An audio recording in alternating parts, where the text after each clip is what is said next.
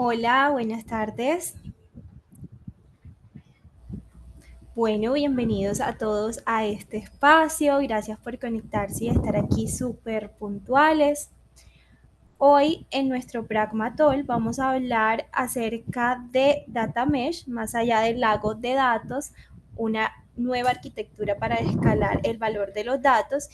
Y para eso tenemos el placer de contar con Santiago Echeverry, quien es doctor en matemáticas de la Universidad de Antioquia y cuenta con más de 8 años de experiencia trabajando en tecnologías y temas relacionados con la ingeniería y arquitectura de datos.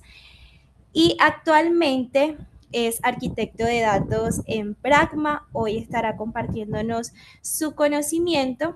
Y bueno, antes de cederle la palabra a Santi, comentarles que durante el espacio, si tienen preguntas, pueden ir dejándolas en el panel de preguntas y respuestas o en los comentarios y yo se las estaré leyendo a Santi en los momentos que él considere adecuados. Y nada, esperamos que este espacio sea de mucho aprendizaje para todos. Y ahora sí, bienvenido, Santi. Muchas gracias por la presentación. Bueno, voy a compartir entonces la presentación y para que comencemos con la charla.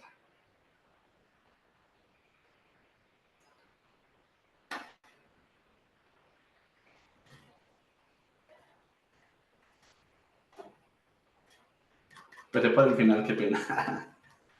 Voy a colocar la presentación y vamos a empezar.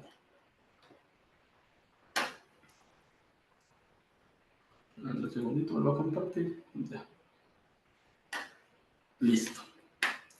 Bueno, entonces el programa Talk de hoy vamos a hablar sobre las arquitecturas modernas de datos y nos vamos a enfocar en una en particular que se llama la arquitectura Data Mesh, que es una arquitectura de datos moderna.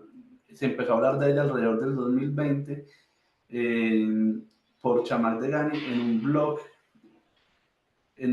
Ella es arquitecta de soluciones en TrueWorks, que es una de las empresas consultoras más grandes, y empezó a conceptualizar ese concepto. Actualmente este concepto se puede estudiar. Ella publicó un libro y varios artículos sobre ese tema, muy interesante por si quieren empezar a profundizarlo. Lo pueden empezar a estudiar acá. Entonces, ¿cómo vamos a conversar el día de hoy? La idea de la conversación es, primero entendamos por qué es necesaria una arquitectura de datos, cómo estas han evolucionado a lo largo del tiempo, y vamos a mirar esos componentes particulares que componen una arquitectura de datos. Vamos a hablar un poquito de qué es un lago de datos, qué es un warehouse, que son componentes que siempre van a estar presentes en la arquitectura de datos. En esta charla no quise hablar sobre los lakehouse, que son la composición de los warehouse y los lakes, los data lakes. Ya después ya vamos a hablar de arquitecturas grandes como la arquitectura Data Fabric y la arquitectura Data Mesh. ¿Por qué estas dos? Porque la arquitectura Data Fabric y la arquitectura Data Mesh son como la contraposición. La Data Fabric es una arquitectura centralizada, la Data Mesh es una arquitectura descentralizada. Entonces quiero que quede que al final de la charla entiendan cuándo centralizado, cuándo descentralizado y cuáles son los beneficios y las ventajas de cada una de estas y también sus desventajas. Claro que vamos a darle más foco a la arquitectura Data Mesh. Y por último, pues las comparativas de tipologías de arquitectura Data Mesh, descentralización y descentralización.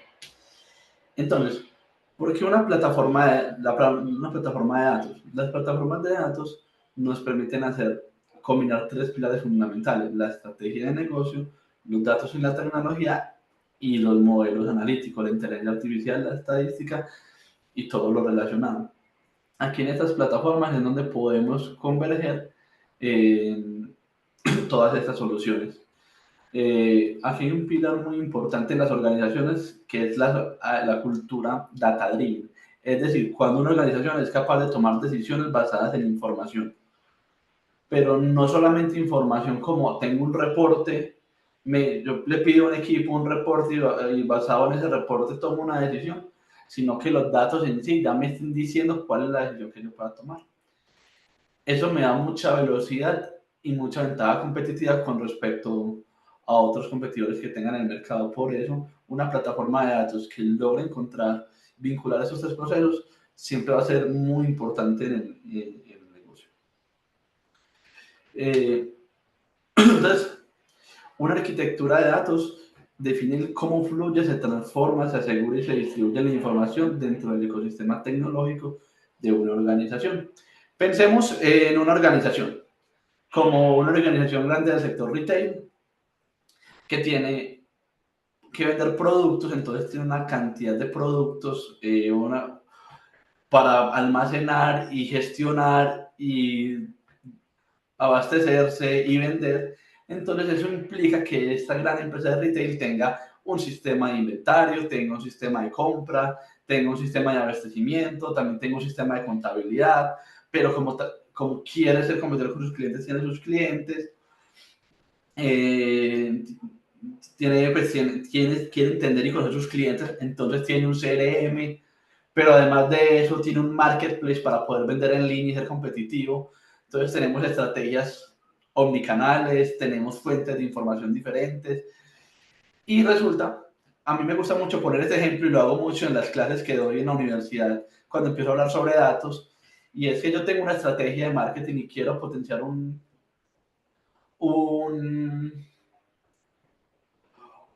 un producto y genero la estrategia, lanzo la campaña y quiero calcular el retorno de la inversión, ¿cierto? Para calcular el retorno de la inversión tengo que mirar el impacto de la campaña con respecto a las transacciones. ¿Cómo hago para poder vincular esa información? Y después de tener ese impacto y entender quiénes fueron mis clientes llegados, poder dar una personalización a mis clientes. En esta formulación que estoy dando, estoy hablando de 3 fuentes distintas de información donde yo tengo que vincular y tengo que empezar a gestionar información de diferentes fuentes. Entonces, ¿qué retos tengo ahí? ¿Cómo vinculo un cliente en mis 3 procesos? ¿Cómo yo sé que Santiago Echeverry cliente fue Santiago Echeverry que compró y fue Santiago Echeverry que le llegó la campaña? Las arquitecturas de datos me permiten lograr gestionar cómo ese dato que es Santiago fluyó en el proceso de negocio, cómo se transformó y qué puedo hacer con él. Por eso es importante las arquitecturas de datos. Ya por resolver estas necesidades, vamos a hablar de las estrategias que nacen a partir de eso. Entonces, ¿por qué es necesario esto? Para estandarizar formatos de datos, ¿cierto? Santiago Echeverry en los 3 sistemas, ¿cierto? Facilitar la gobernanza de la información, automatizar la ingesta y la transformación. Yo hago campañas muchas veces al año, o la empresa de retail hace campañas muchas veces al año, pero también las transacciones van fluyendo en el mismo sistema transaccional y yo sigo usando la base de datos de clientes. Yo tengo que ese proceso de análisis que quiero hacer, poderlo hacer siempre, sin necesidad de estar haciéndolo manual. Tengo que poder automatizar. Empoderar a los equipos de negocio y tecnología. Entonces, yo ya tengo un proceso que me está dando una información constante. Mi equipo de negocio puede tener eso como insumo para tomar decisiones. Y asegurar la calidad, privacidad y acceso controlado para poder garantizar que las personas que necesitan información sí puedan acceder a ellas, pero también por temas legales, regulatorios, personas que no tienen por qué acceder a esa información no lo van a hacer, cumplir las regulaciones. Bueno, el rol de la arquitectura de datos en la industria es que la arquitectura de datos se compone de los modelos, estándares y políticas, reglas y patrones que determinan qué datos se deben capturar, cómo se almacenan, integran, procesan y utilizan en los sistemas de información operacionales, analíticos o inteligentes de una organización. Entonces, miren lo que debe quedar acá es que en la arquitectura yo decido qué capturo, cómo lo capturo y qué hago con él. Entonces es muy importante ser capaz de alinear toda esta solución técnica a una estrategia. Noten que una organización pues, tiene muchas fuentes de información, tienen bases de datos, sean on-premise, sean en nube, tienen sistemas como SAP, tienen páginas web, tienen sistemas de archivos. Entonces, toda esta información yo debo de decidir estratégicamente qué consumir para producirle un valor. Listo. Estoy haciendo énfasis en esto porque esto va a ser uno de los pilares que más adelante se va a hablar cómo lo resuelven el data mesh. Listo, entonces recordemos que le queremos dar una cadena de valor a los datos. ¿Cómo han evolucionado las arquitecturas de datos? Entonces, la primera solución de la arquitectura de datos fue una solución centralizada llamada un Data Warehouse, donde tenemos bases de datos llamadas, que se conocen de tipo OLAP, Online Analytical Process, que son bases de datos columnares, se les llama columnares. La razón por la cual se llaman columnares es porque, a diferencia de una base de datos transaccional tradicional como funcionaría Postgres para una página web, aquí en las bases de datos OLAP, como lo son Redshift, BigQuery, organizan y buscan los datos a través de columnas.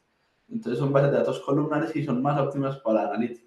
Entonces, en estas bodegas de datos se centralizaban toda la información de todas las fuentes corporativas y se generaba reportería, se hacía análisis e informes. Luego, con la evolución de la información a través del Internet y de las empresas, nació la necesidad de tener y poder almacenar diferentes tipos de información. Ya yo no tengo información estructurada, sino que yo también quiero información que me viaja a través de API, que es información JSON, XML, texto, texto plano, fotos, videos, audios. Entonces, para poder solucionar esta problemática, se nace otro concepto llamado el lago de datos o el data lake, que me permite almacenar todo tipo de información. Comparado con el data warehouse, pierdo la capacidad de estructurar la información como en las bases de datos tradicionales, pero gano amplitud en la capacidad de información que puedo, en la diversidad de información que puedo tener en esta arquitectura. Luego, en el 2016, nace una arquitectura que combina el lake y el warehouse, que se llama el Data Lake House, la casa del lago, y me permite, aunque en el Data Lake puedo tener información no estructurada, en el warehouse puedo tener la información estructurada y usarla como procesamiento y vincularlos. Aquí gano capacidades que perdían en el lago de datos, como capacidad de hacer transacciones ácidas, que la pierdo en el lago de datos, porque los formatos de datos de los lagos de datos son muy buenos para procesamiento, pero pierden capacidad de transaccionar, es decir, de actualizarse. Yo no puedo actualizar un dato en un lago de datos, tengo que crear una nueva versión de ese dato. Actualmente hay estrategias muy interesantes que no coloqué acá para enfocarnos en el data mesh, pero son los lagos de datos transaccionales que son como la nueva forma de hacer lakehouse sin utilizar un data warehouse, sino que el lakehouse, el data lake, tenga las bondades que ya tiene el warehouse. Con frameworks como Delta Lake, Ivory y Huddle se puede lograr hacer esos updates, esos delete, versionar los datos, es muy interesante. Y ya actualmente tenemos el concepto de data mesh, que si ustedes notan, estas arquitecturas anteriores bien son centralizadas. Yo tengo un lugar donde voy a almacenar mi información. Sin embargo, el data mesh ya te empieza a hablar de descentralización. Descentralización, eso. Si quieren hacer un análogo con las personas que vienen de software, las personas que vienen de desarrollo de software y no tanto de los datos, piensen que el data mesh se basa más en una arquitectura de microservicios, o se puede parecer a una arquitectura de microservicios o a una arquitectura de microservicios o a un patrón de domain driven design. Y esa es realmente la esencia del data mesh, que es modelar a través de dominios, que ya más adelante lo vamos a ver, pero ese es el pilar fundamental del data mesh, el domain driven design. Bueno, entonces el warehouse, como les explico ahorita, entonces es un repositorio central. No tengo cursor. Bueno. Es un repositorio central donde yo tengo diferentes fuentes de información, las centralizo en un proceso de ETL o de ELT, es ETL, extracción, transformación y carga, o ELT, extracción, carga y transformación. Puedo utilizar alguno de los dos modelos, cargo mi información en el Data Warehouse, creo datamarks corporativos y le sirvo eso para la organización, sea para reportes, sea para minería de datos, sea para modelos, sea para analítica. Esa es la base de los warehouse, y una estrategia muy conocida en implementación de data warehouse es dividir el warehouse en dos áreas: el área de staging, el área de stage, y hacer un modelo ELT, donde yo cargo a mi no de staging, y hago la transformación para cargar en mi zona de stage, donde ya puedo consumir final. Frameworks que se usan para eso, por ejemplo, DBT es muy útil, me ha gustado muchísimo. En mi experiencia, me parece una muy buena herramienta para, para trabajar sobre ese tipo de estrategias.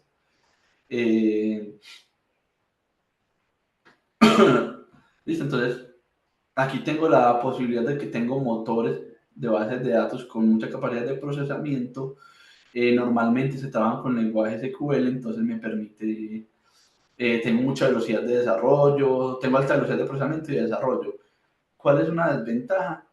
Es que vamos centralizando el procesamiento, entonces si mi organización crece, es decir, yo tengo 10, supongamos que yo utilizo mi warehouse para hacer reportes, yo tengo 10 reportes hoy, todo funciona súper bien, mañana entonces mi organización va a querer que tenga 20, siguen funcionando súper bien, pero ya yo quiero seguir creciendo, y llega un momento donde la horizontalidad de este warehouse empieza a verse complicado en temas de procesamiento, en temas de gobierno, en cantidad de tablas, en cantidad de información.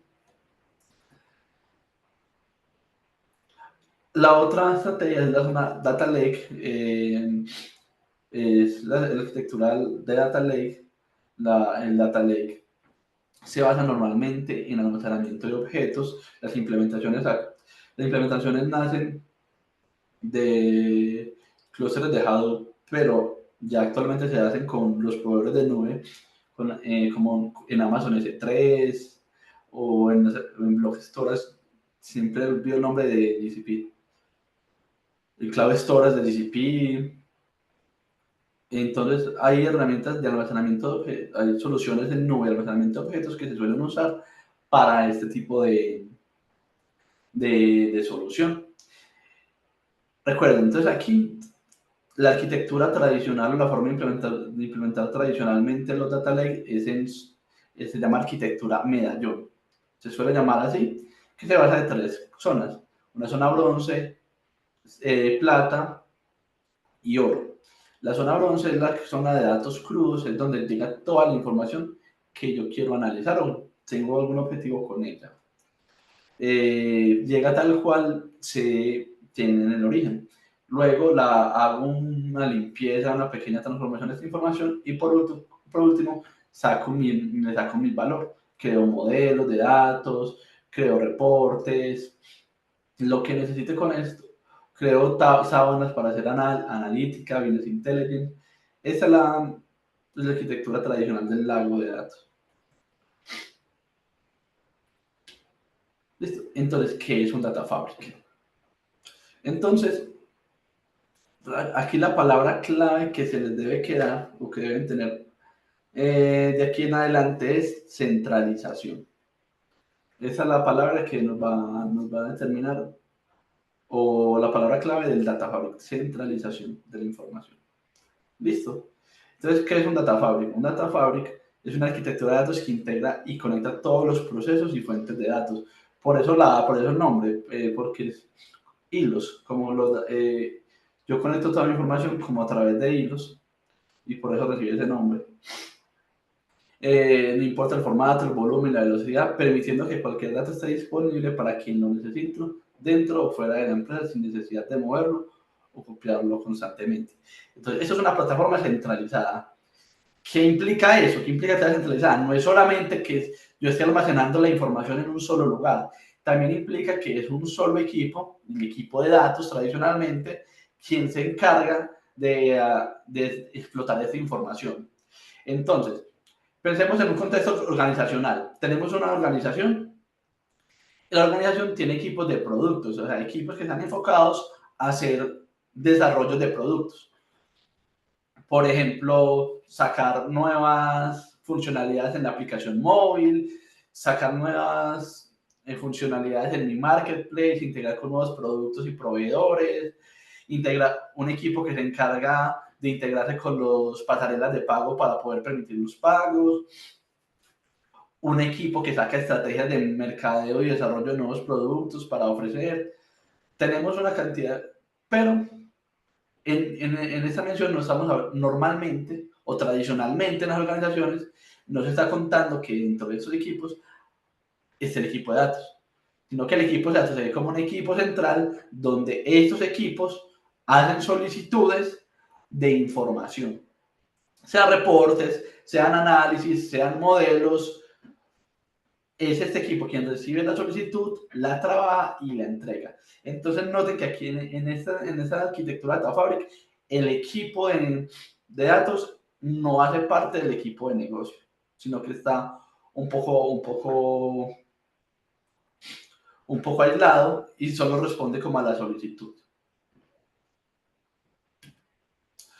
Entonces, ¿por qué está compuesto el Data Fabric? Entonces, políticas de acceso a los datos. Yo creo que igual, sin importar sea en DataMesh, sea Fabric, un pilar central de una arquitectura de datos es el gobierno de datos.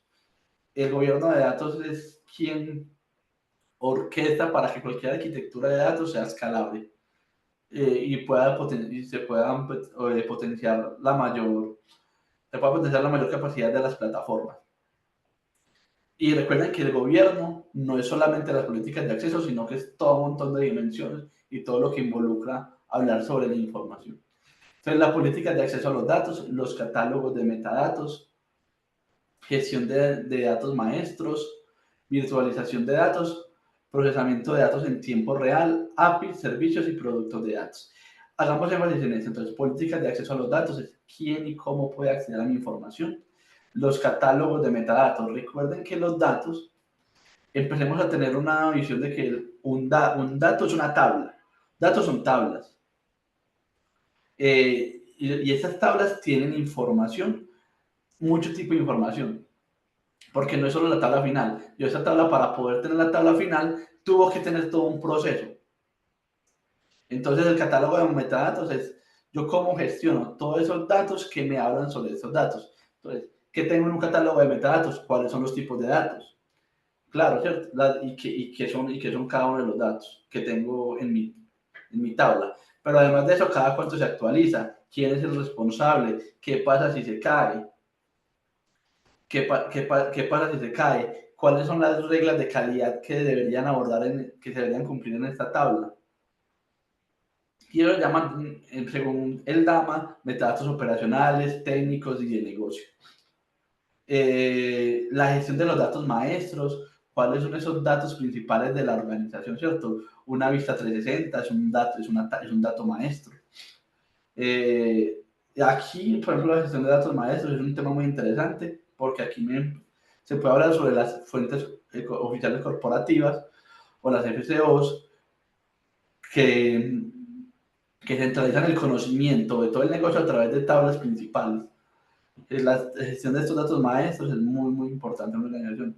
La visualización de los datos es, yo tengo datos, yo necesito compartirlos, pero no quiero replicarlos, ¿cierto? ¿Cuál va a ser mi estrategia de manejar esos datos? ¿Cómo hago procesamiento en tiempo real? Entonces, si tengo una arquitectura, si en mi fábrica tengo una arquitectura VAST, Lambda o Kappa, ahora yo quiero monetizar entonces, o yo quiero interoperar, entonces, ¿cómo mi plataforma puedo amplificar? Que actualmente eso está muy con el Open Banking y el Open Data. Esas estrategias de que las plataformas de datos sean API-first, es decir, orientadas a apificar sus productos, están muy, muy de moda. Hay muchas soluciones de estos que en el mercado están saliendo y es un tema bastante interesante porque aquí estamos apificando productos de datos que normalmente son archivos. Entonces, ¿cómo logramos hacer óptimo un consumo de un archivo que tiene gigas de información o varios archivos que tienen gigas de información? Es algo muy bacano. Y los servicios y los productos de datos, que voy a hablar más de esto adelante, entonces lo voy a dejar para ahorita, ¿listo? Y hoy andamos sobre los productos de datos, que es uno de los pilares del mes. Ahora bien, Entonces, ¿qué es un data mesh? Entonces, hasta ahora, bueno, antes de hablar de un data mesh, no sé si hay preguntas en el chat o algo, o algo. Hola Santi, no, todavía no tenemos preguntas. Listo, de una. Cualquier pregunta la pueden dejar y la vamos resolviendo. Entonces, para antes de empezar, ¿qué es un data mesh? Eh, Recordemos que la moraleja de la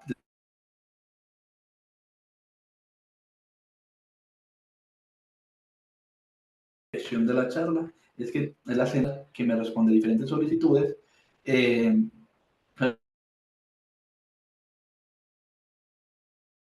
equipo central no es capaz de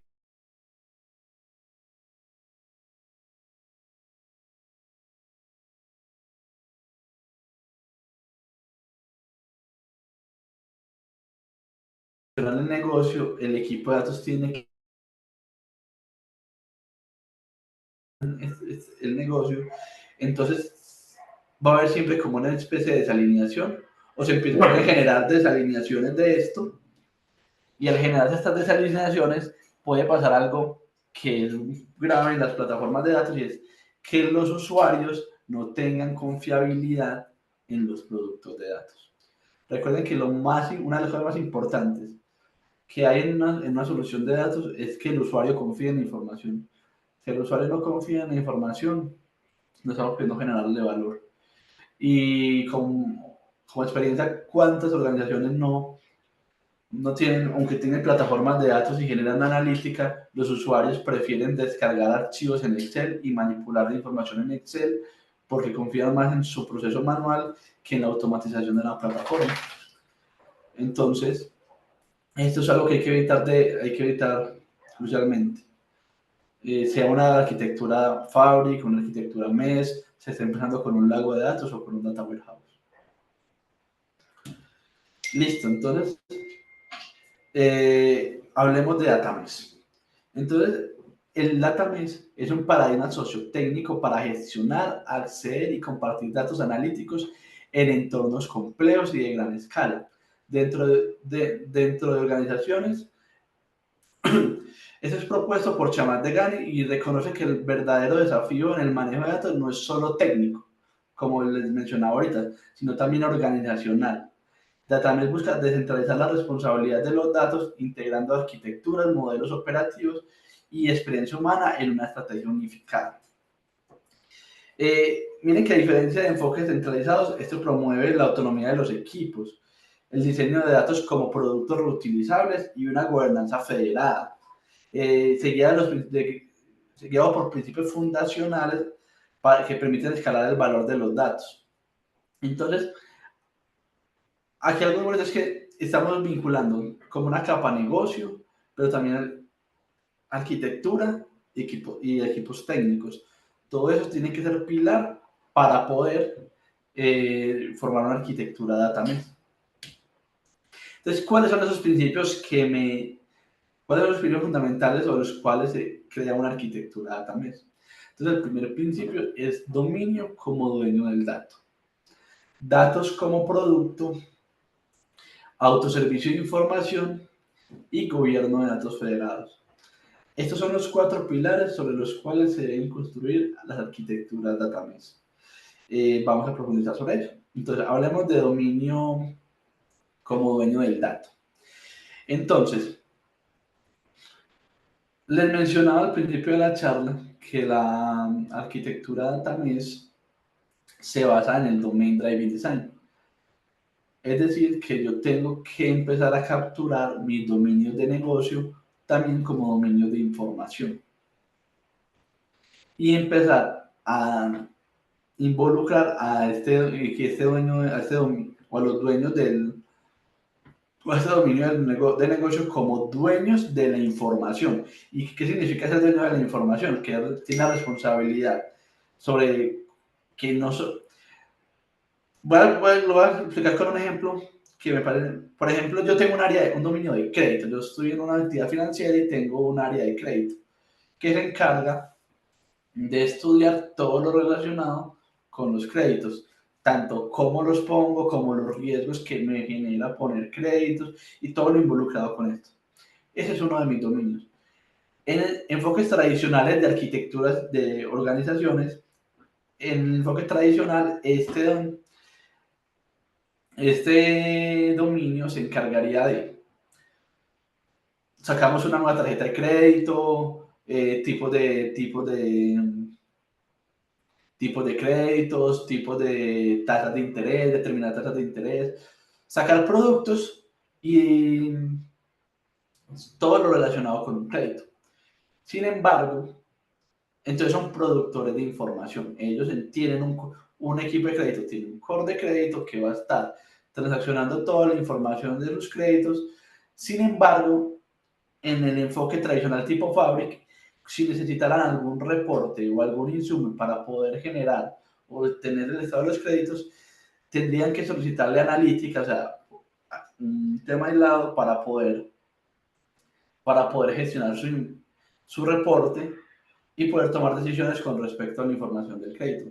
Entonces, bueno, analítica, hágame un análisis de cortes, hágame un estudio de riesgos y páseme la información para yo poder tomar decisiones. Entonces, ¿ya qué dice este enfoque? Equipo de créditos, usted también, como productor de la información de los créditos, también es responsable de generar toda la analítica y todos los productos de datos que se necesiten para evolucionar su negocio. No va a ser un equipo aislado, sino que va a ser el propio dominio quien se encargue de hacer esta evolución. También, ¿qué significa eso? Entonces, por ejemplo, queremos hacer créditos en línea. Es decir, supongamos que yo tengo un marketplace donde vendo ciertos productos y yo quiero que mi cliente, si no tiene con qué comprar el producto, pueda solicitar un crédito porque yo tengo la capacidad de generar créditos, como lo hacen empresas que, por ejemplo, conozco empresas de venta directa, empresas de retail que tienen la capacidad de generar créditos. Entonces yo en el marketplace, haga la compra, no tiene con qué, entonces hágame el crédito. Pero resulta que yo no tengo todavía en mi sistema la capacidad de, de saber si le puedo determinar, si no tengo en mi información determinado si yo le puedo dar a usted o no un crédito y por cuánto. Entonces, yo puedo generar modelos, entonces mi equipo de crédito puede generar modelos y apificarlos, o sea, productos de datos apificados que puedan tomar esta decisión en línea de otorgar la tasa y después hacer la compra con el crédito. Entonces, entonces este producto sería responsabilidad del área de crédito de crearlo, pero también si la API cae, si el modelo hay que evolucionarlo, los datos para este modelo, las tablas para este modelo, también sería responsabilidad de esa área. ¿Esto qué me va implicando? Que tengo una estructura de equipos diferente, ya no tengo una estructura de equipos donde tengo desarrolladores back y front, sino que tengo desarrolladores back, tengo desarrolladores front, pero también tengo científicos e ingenieros de datos que me están impulsando la estrategia de negocio. Y eso lo hace muy interesante porque miren que soluciones de este tipo, para usted idearse una solución analítica de este tipo, tiene que ser que usted conozca muy bien su negocio y cómo el producto que usted está trabajando. Y usted conoce muy bien el producto que está trabajando si usted hace parte de ese producto. Y ese es el enfoque de Datamesh. Si usted hace parte de ese dominio, usted lo conoce súper bien y lo puede evolucionar. Entonces, aquí descentralizamos la propiedad, tenemos responsabilidad total de este dato. Entonces, por ejemplo, temas regulatorios. Yo tengo información crediticia, yo tengo información que no puede conocer nadie más de mi organización. Entonces, yo soy responsable de determinar quién y cómo puede acceder a esos datos. Entonces, también tengo esa responsabilidad. No se la doy a un equipo que no es de ese negocio. También, piensen en este caso, yo tengo una organización, sigamos con el ejemplo de créditos, que ya lo vengo hablando, pero además de eso también tengo un equipo de mercadeo que también genera ciertas soluciones analíticas. Tengo otro dominio porque tengo un equipo de mercadeo, tengo otra área, otra gerencia que me implica que yo tenga ese dominio. Sin embargo, ese dominio, la capacidad analítica o los usos que tienen analíticos son más pequeños. ¿Eso qué quiere decir? Pero la estrategia de crédito va en foco a la analítica, va en foco al modelo, va en foco en crecer en este tipo de soluciones. ¿Qué quiere decir? Que yo puedo enfocarme en crecer analíticamente este dominio y este dominio mantiene igual, mantiene su trabajo constante. ¿Eso qué me quiere? Eso me implica que yo le puedo dar foco. Yo le puedo dar foco a donde quiero crecer de manera analítica mi negocio, donde yo quiero ser más rápido en tomar decisiones, donde yo quiero sacar productos más rápido. Entonces, eso también me permite el enfoque de dominio como dueño del dato. Tengo, tengo foco sobre esto. ¿Qué más responsabilidad tiene el dominio del dato, dueño del dato, que también determinan los SLA? Por ejemplo, supongamos que yo tengo un dominio transaccional, porque como hago ventas, tengo una empresa de retail que hace créditos, que hace ventas, tengo un core transaccional, tengo un dominio transaccional y publico las transacciones o publico un producto de datos que me habla sobre las transacciones del día. Entonces, yo tengo que dar un SLA sobre cada cuánto de información, porque la información puede ser de vital importancia para otras áreas que necesitan entender cuántas transacciones tuvimos, cuánto estamos vendiendo, cuánto estamos prestando, cuánto estamos cosechando de los créditos. Entonces, es responsabilidad de este dominio de transacciones determinar todos los días a las 6 de la mañana el producto de datos lo va a tener disponible para los consumidores, sea cual sea, sean APIs, sean tablas o sean archivos. Entonces también es responsable de cumplir este SLA. Aquí estoy. Miren que este primer pilar es el que me vincula negocio con datos.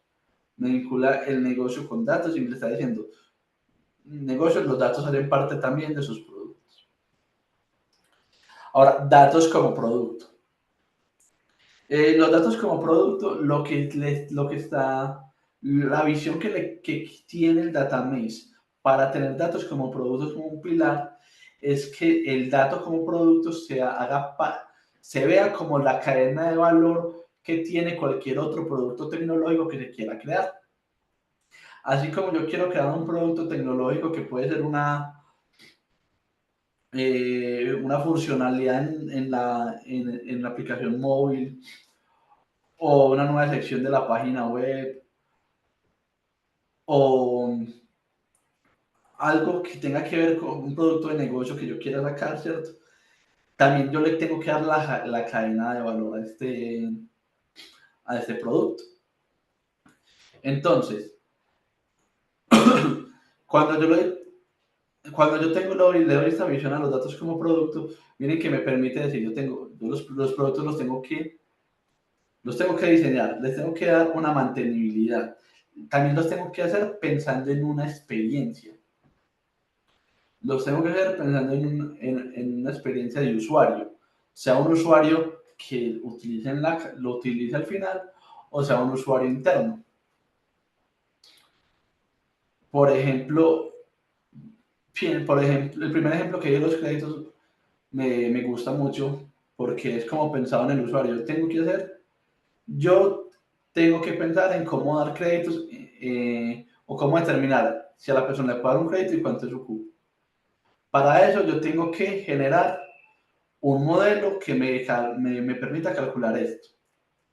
Pero además de eso, yo tengo que amplificarlo para que sea disponible desde un front.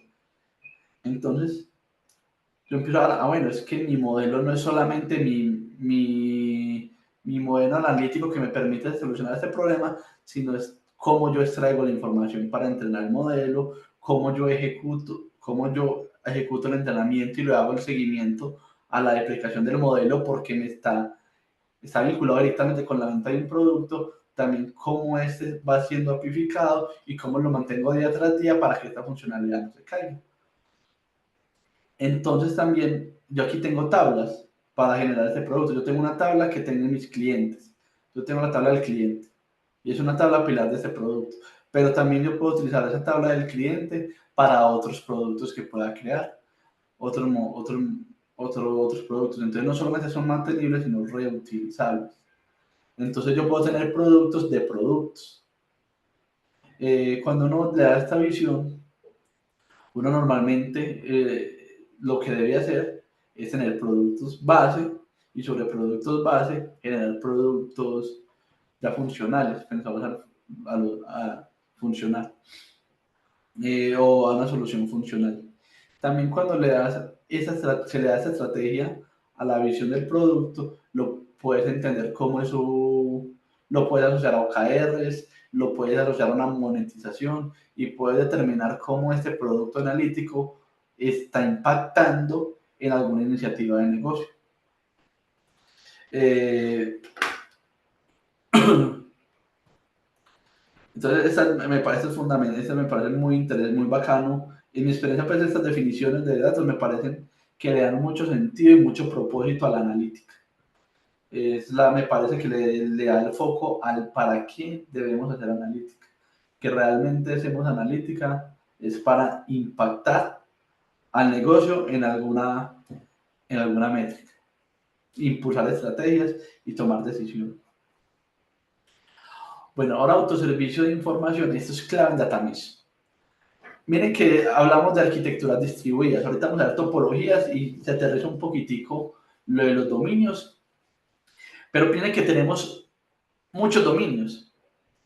Cada dominio me implica un equipo de datos, entonces cada equipo de datos tiene que ser, ¿qué? Productos de datos. Entonces, vamos de arriba hacia abajo. Tenemos dominios de datos, ¿cierto? Créditos, transacciones, clientes, dominio abastecimiento. Entonces, tengo varios dominios de datos. Cada uno de esos dominios tiene por debajo un equipo de datos. Un equipo de datos encargado de ese dominio como tal. Entonces, ahora yo qué necesito? Pues como tengo tantos equipos de datos, yo necesito que los equipos de datos trabajando de manera desacoplada o descentralizada en plataformas pensadas para cada uno de esos dominios, yo cómo logro que esos equipos puedan trabajar sin fricción, de manera rápida y efectiva. Ese es uno de los retos del datamess. Entonces, aquí en la palabra derecho podemos ver como una de las reglitas y dice infraestructura como plataforma. Yo tengo que disponibilizar la plataforma de trabajo de tal manera que, sin importar cuántos dominios tenga y cuántos equipos tenga y el tamaño de los equipos, ellos puedan trabajar rápido y desplegar todos sus desarrollos de manera efectiva, operarlos, monitorearlos sin necesidad de que hayan expertos de infraestructura. Esto es muy importante. Esto se compara mucho con el Data Fabric. Aquí hay una diferencia importante. Yo tengo un Data Fabric, yo tengo una plataforma centralizada, un equipo centralizado. Entonces tengo un monitoreo centralizado, una operatividad centralizada.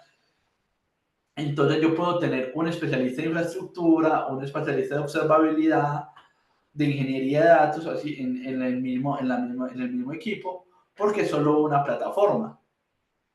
Y esa es la plataforma que va a crecer. Sin embargo, si yo ya tengo yo tengo muchos dominios, yo no puedo, yo no debo, o sea, yo sí puedo, yo no debo pretender que yo también quiero crecer a nivel de infraestructura, a nivel de monitoreo, en cada uno de los dominios de manera aislada. Yo tengo que buscar que no requerir la necesidad de crecer en equipo en estos puntos para crecer en dominios y en soluciones analíticas. Entonces es un reto del data mesh, entonces es la creación de plataformas que logren solucionar esto. Es vital. Noten acá que, miren que yo empecé hablando de data lakes y de data warehouse, Pero aquí ya estoy hablando de estructuras. Yo aquí estoy siendo agnóstico si yo tengo data lake, data warehouse. Yo puedo tener en cada dominio data lakes, yo puedo tener en cada dominio data warehouse, eso ya hace parte de la plataforma, de la infraestructura con plataforma que yo diseñe y yo quiera tener en cada uno de estos dominios. Lo importante es que sin importar yo qué implemente, yo tenga el pilar de autoservicio de información claro para poder lograr darle velocidad a todos los dominios. Por ejemplo, se pueden tener dominios con cada dominio un lago de datos. O yo puedo tener dominios con cada dominio un lakehouse. O yo puedo tener dominios donde cada dominio solo tenga un warehouse. ¿Qué hay que analizar para lograr eso? Pues los costos, el modelo de despliegue, la seguridad, la experticia de los equipos de datos. Entonces aquí es importante notar que cuando uno tiene arquitectura de data mesh debe tener madurez analítica o cierto camino de madurez analítica donde uno entiende cómo funciona la información. Entonces data mesh no es ideal si uno quiere pues, que sea mi primera arquitectura de datos, porque yo ya necesito madurez de la información. El otro pilar importante es el gobierno de datos federado. Entonces, yo les mencionaba que sin importar la arquitectura de datos, el gobierno de datos es supremamente importante, ¿cierto? Porque el gobierno de datos es el que alinea cómo debe funcionar o cómo se deben comunicar todos los dominios. ¿En qué? Primero en acceso, ¿cierto? En acceso de información. Entonces determino los estándares y la estrategia de cómo los equipos comparten la información. No significa que el gobierno es quien comparte. Puede que sí, puede que no. Pero significa que es quien define el estándar de hacerlo. También, ¿cómo se mide la calidad? ¿Qué esperamos de la calidad? Entonces vamos a utilizar la estrategia de dimensiones de calidad de AMA, donde tenemos completitud, exactitud, unicidad, validez, oportunidad, y defino las métricas que me interesan de cada una y defino el estándar de cómo hacerlo. Voy a escoger un stack tecnológico para hacer la calidad y cómo se va a hacer la calidad en los procesos. Da ese estándar. Y entonces en la plataforma como servicio, yo tengo que lograr que el estándar de calidad que el gobierno definió se pueda llevar a cabo a través de solución de tecnología. Aquí, otra cosa es que en otros enfoques de arquitecturas de datos, como en el Fabric, normalmente el gobierno se lleva muy manual, muy en contratos, muy en documentos. Lo que busca el MES es que sea automatizado. Yo como automatizo que el acceso yo de un dominio A pueda acceder a la información de un dominio B sin tener que pasar o de manera automática a través de algún proceso automático. Eso automatización. También que es el gobierno de datos federados determinar cuál es el estándar de manejo de metadatos, qué herramienta de manejo y gestión de metadatos vamos a utilizar, cuáles son los niveles mínimos de calidad, cómo vamos a versionar y cuáles son los estándares de versionamiento. Esto me permite poder escalar los equipos. Miren que el gobierno es sumamente importante porque es el que me va a permitir escalar en dominios y en equipos de manera ordenada sin perder el orden, porque le corre el riesgo en la arquitectura distribuida de tener silos de información. ¿Por qué se crean estas plataformas de datos? Aquí como un paréntesis. Miren que las plataformas de datos, cuando yo empecé con mi primer ejemplo, yo tengo muchas fuentes de información aisladas, eso se llaman silos de información, donde una información no se comunica con la otra y yo empiezo a tener duplicidad de procesos, 5 ETLs que hacen lo mismo en fuentes diferentes. Entonces estas plataformas centralizadas nacen para evitar eso, donde yo pongo a hablar toda mi información en conjunto. Pero entonces si yo ya estoy hablando, venga, no centralicemos, sino que descentralicemos, yo vuelvo a correr el riesgo de tener esa problemática inicial. Entonces aquí el gobierno es quien orquesta para que esa problemática inicial que se tenía no ocurra. Por eso el gobierno es fundamental. Es fundamental. Listo. Antes de pasar a tipologías, no sé si hay alguna pregunta. Sí, Santi, por acá preguntaban, bueno, no sé si hasta ya se les dio respuesta, la gestión de datos maestros, ¿cómo debería hacerse? ¿Crear un DWH o dejar los sistemas como CRM? No te logré escuchar la pregunta final, perdón. Que la gestión de datos maestros, ¿cómo debería hacerse? ¿Crear un DWH o dejar los sistemas como CRM, ERP? La gestión de datos maestros, en mi experiencia, la estrategia que más me gusta es a través de estrategias de FCOs. Es decir, yo creo productos de datos que me respondan a las necesidades de mis dominios de información. Y que sean los productos de datos, que sean las fuentes de verdad para los otros productos de datos. Entonces, esa es la manera que a mí me parece, la manera que en mi experiencia me parece más estratégica para manejar los datos maestros. ¿Por qué? Porque primero, pues, los datos maestros hasta ahora no son tantos, sino que son, o busca que no sean tantos, sino que sean realmente que respondan a las necesidades del negocio.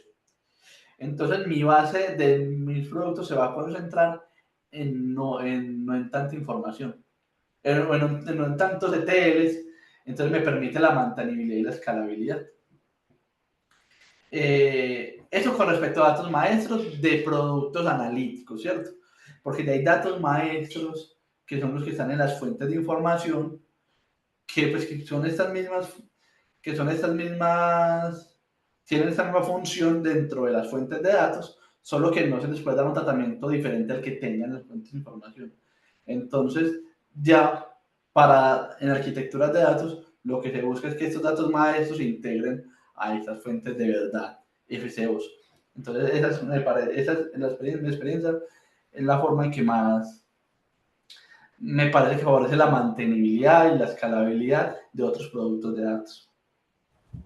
Gracias. Y el linaje es muy importante porque cuando uno tiene un equipo que crece mucho en productos de datos, tiene muchas ETLs, tiene muchas tablas base, entonces yo puedo crear productos finales de diferentes tablas base.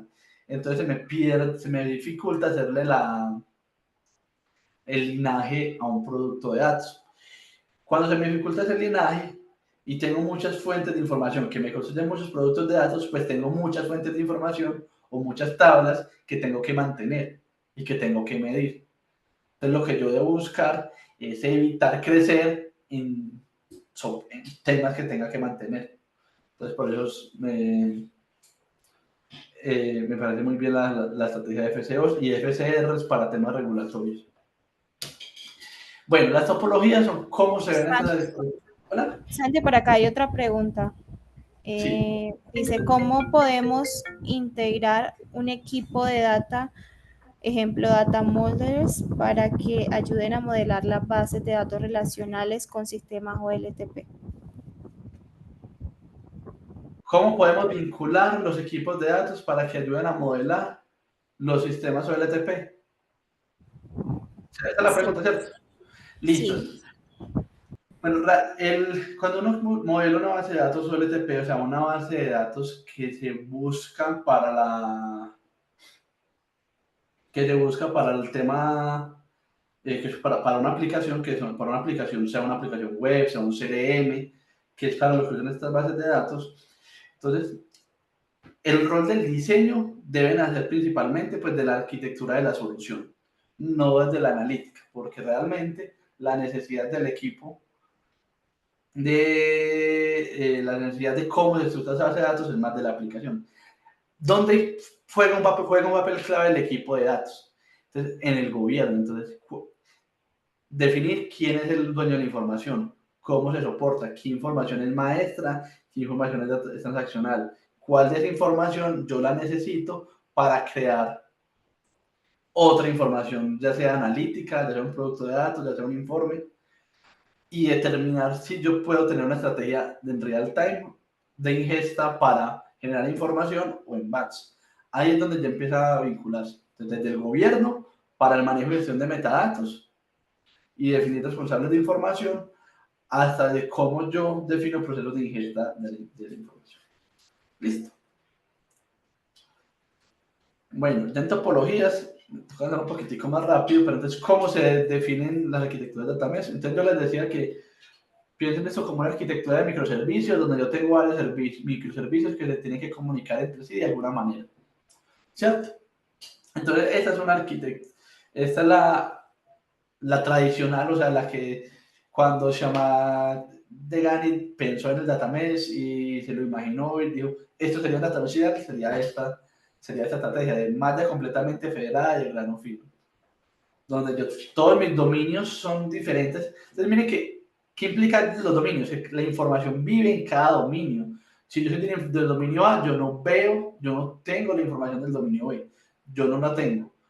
La podría ver si el dominio A, B me da permiso, pero no puedo, no la tengo físicamente. Entonces aquí la información está físicamente separada. El gobierno me determina cómo se comparte, me da elementos de compartir la información, pero la información se comparte de dominio a dominio, peer-to-peer. No hay nada central que me diga el dominio A, que el dominio B quiere la información del dominio A, entonces un puente de información va por la información del dominio A y se la entrega al dominio B. No pasa de esa manera, va dominio a dominio. Ahora, sí podría haber un puente de comunicación, que es una malla de grano fino y completamente gobernada. ¿Cuándo se utiliza esta arquitectura? Cuando yo necesite que la información, yo tengo una organización que esté fuertemente regulada. Entonces las políticas de acceso a la información tienen vigiladas, tienen un sistema de cumplimiento. Entonces, aquí sí es importante que haya un distribuidor de información que determine quién es consumidor y quién es productor y cómo se comparte la información entre ellos. Sigue siendo de grano fino, la información vive en cada uno de los dominios, solo que este distribuidor determina los accesos, gobierna los accesos y gobierna la distribución.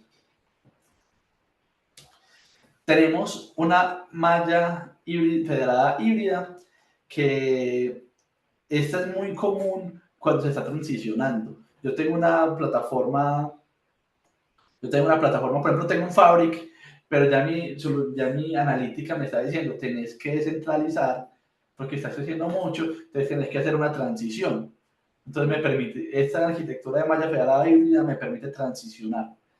Esta es la ventaja de esta topología de datamés. Yo tengo un monolito y transiciono a un mes, sea del tipo anterior o sea de este tipo.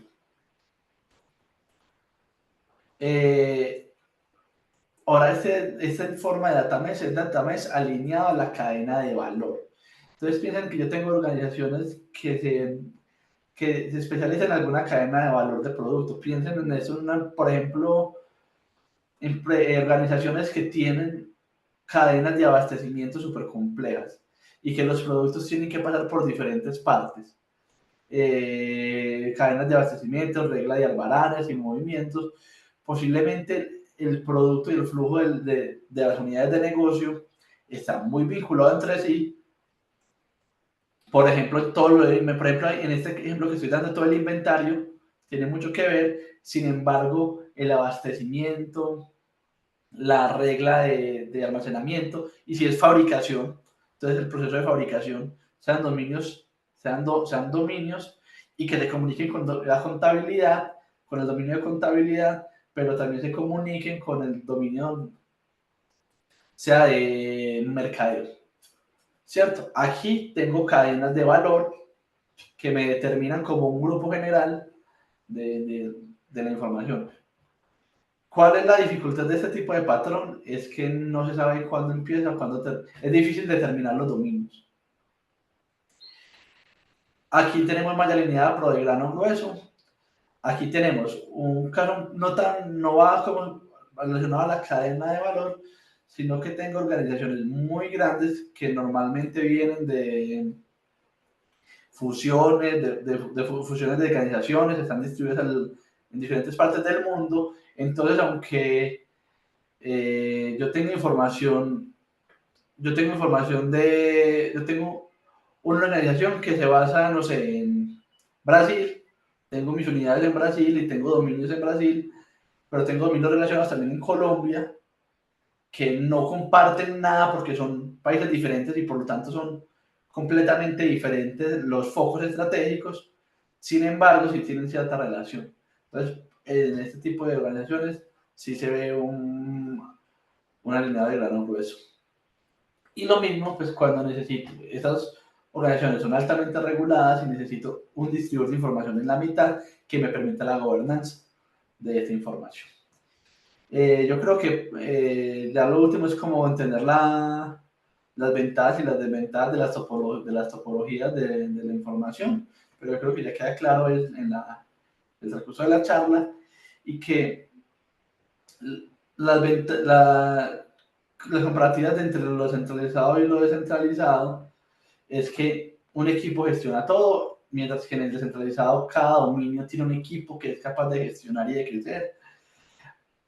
El flujo de datos en el Fabric es en una plataforma, en el mes es entre dominios y vía plataformas compartidas. La propiedad de datos está distribuida en los dominios en el descentralizado y en el centralizado. La gobernanza es muy estricta en la Fabric y es más uniforme porque solo tengo una plataforma de gobernanza, mientras que en el mes tengo que crear una estrategia de federación y automatización. La interoperabilidad es fácil en el Fabric porque es una sola plataforma, mientras que en el Datamess tengo que determinar estrategias de interoperabilidad entre dominios. El tiempo de respuesta de negocio en el Fabric es más lento porque es solo un equipo, mientras que en el Fabric se adapta al dominio, como les daba en el ejemplo de crédito y la escalabilidad organizacional se limita a cuánto crezca el equipo de datos, mientras que en el mes pues, se va a adaptar a todo esto. Y ya pues con esto termino mi presentación y muchísimas gracias por la asistencia. No sé si tengan dudas o preguntas. Sí, Santi, por acá para cerrar hay una última pregunta. Dice, si cada dominio es autónomo, ¿cómo se evita el fraude en la información reportada?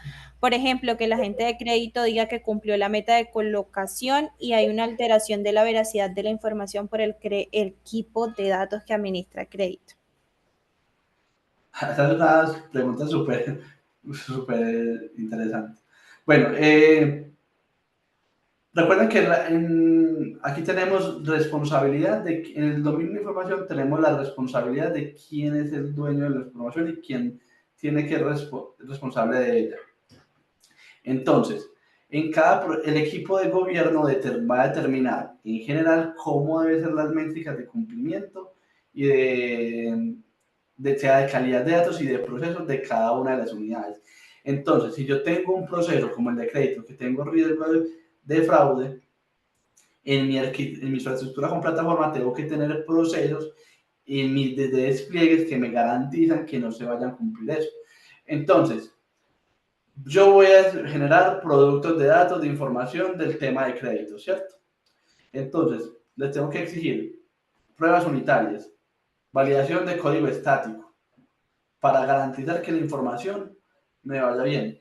Pero entonces como a un proceso legal, le tengo que pasar un área de certificación. Entonces un certificador tiene que certificarme mi desarrollo como si fuese un desarrollo de software normal. Entonces va a generar casos de pruebas y va a contrastar que la información que me está extrayendo y con la que está generando realmente sí coincida.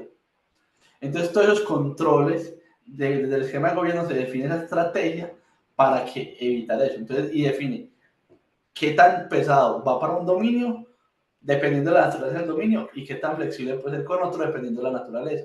Por ejemplo, si es de mercadeo con una estrategia, puede ser más flexible en controles, pero para créditos se le coloca un poquito más de controles a la hora de hacer un proceso. Entonces, así se controla. Y se tiene que automatizar. ¿Cierto? No es que haya alguien que vaya y lo haga, sino que todo ese proceso de despliegue de pruebas tiene que ir por flujos automatizados Listo, Santi. Para ir cerrando, voy a hacerte dos últimas preguntas. Una dice, favor aclarar del datamés, el dominio se encarga tanto del dominio de los sistemas OLTP y de los dominios de data y analítica. Sí, exactamente. Ese es el foco, que es que el dominio es un dominio de negocio. Entonces, él es responsable no solo de ser dueño de la fuente de información, sino también de todo lo que se produce a través con esa información. Modelos analíticos, tablas de datos, reportes, Power BI, todo ese proceso es responsable del dominio. Entonces, normalmente va a tener entonces dominio no solo backend, frontend, arquitectos de soluciones, product owners de ese tipo, sino que también va a tener POs de datos, ingenieros de datos, analistas, científicos. Todo el equipo se ve como el mismo equipo. Estamos integrando el equipo de datos al equipo de tecnología. No lo estamos viendo aislados como tradicionalmente se hace. Gracias, Santi. Y finalmente, una pregunta que dice si conoces algún caso de éxito de empresas que hayan implementado Datamesh con sus cuatro principios. Sí, realmente en Colombia hay varias empresas que han implementado Datamesh. Es un proceso evolutivo, obviamente, no es un proceso que se logre, pues es un proceso de transformación cultural, porque si notan, yo jamás en la charla hablé de tecnologías o que había que cambiar tecnologías. Es una evolución cultural donde el negocio entiende la importancia de los datos para toma de decisiones y para generar valor, entonces lo integra en todos sus procesos y lo distribuye en todos sus procesos. Muchas empresas lo hacen, muchas empresas del sector financiero he conocido que lo, varios que lo han implementado y lo han transformado en ese tipo. Particularmente en Colombia, conozco varios casos. Entonces, sí. No sé si puedo dar nombre de empresas pues, realmente, pero sí conozco varios casos acá en Colombia. Listo, Santi, muchísimas gracias y muchas gracias a todos los asistentes de este espacio. Recuerden que las memorias se enviarán a finales de esta semana. Muchas gracias por el espacio. Feliz Muchas noche. gracias.